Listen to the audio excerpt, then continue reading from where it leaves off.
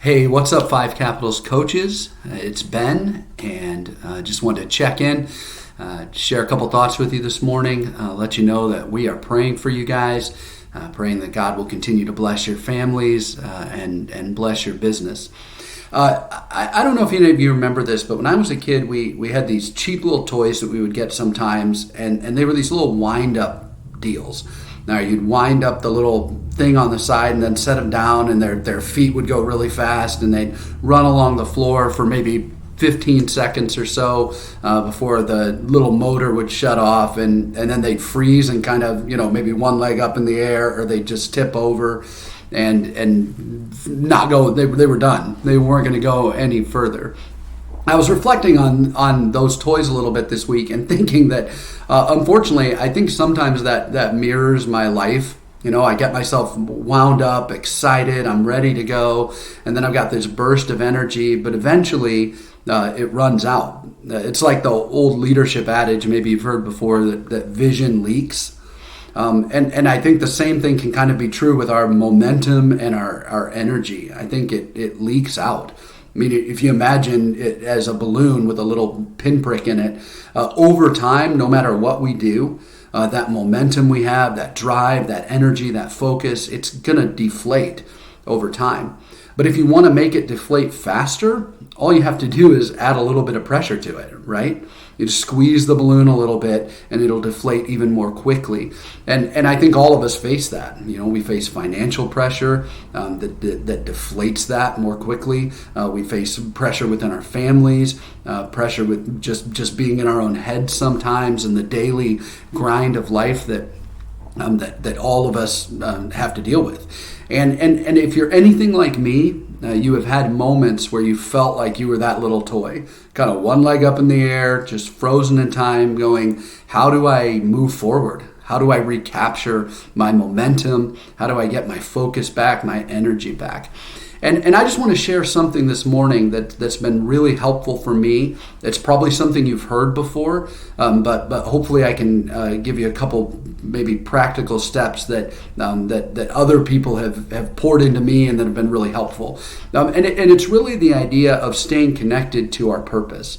I think if we're going to continue to have sustainability, focus, momentum, drive, energy, whatever you want to call it, for the long haul, we have to stay connected to our why, to our reason for doing the things that we're doing. And I like to think of that most often as purpose.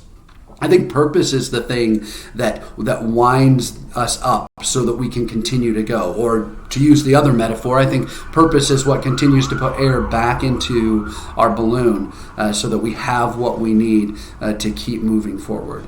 And there's a lot that has been said about purpose. I'm sure everyone who's listening to this video has read books on purpose, articles on purpose. We all understand that idea that we have to know why we're doing what we're doing. But I want to give you two things this morning that you might do to help keep you connected to that purpose. And that is that you've got to sit with it, and then you've got to speak about it. Sit with it and speak about it. So the first thing here is, I think in order for us to stay connected to our vision, to our values, to our big kind of why are we doing what we're doing, is that we have to set aside intentional time to sit with it, to reflect on it, and to remember it. For those of us who are followers of Jesus, this idea is all over the Bible. That we should spend intentional time remembering what God has done for us, remembering why we follow Him. We often think of this idea as worship, right? It's focusing on the goodness of God and what He's done for us. And I think the same thing is true with our purpose. I think we need to set aside intentional time to pay attention and remember why we're doing the things that we're doing. So we're not like that little toy just running around until we burn out. But instead, we're deeply connected to the things that matter most to us. For me, I do this first thing in the morning. I wake up in the morning, and while I'm still in bed, I take a few minutes and I just remember why I woke up, why I'm doing the things that I'm going to do, why the things on my calendar are important to me, and how they connect with my vision and my values. So I think we have to sit with this so that we can use it as we go throughout our day. And then I think the second thing is we've got to speak about it.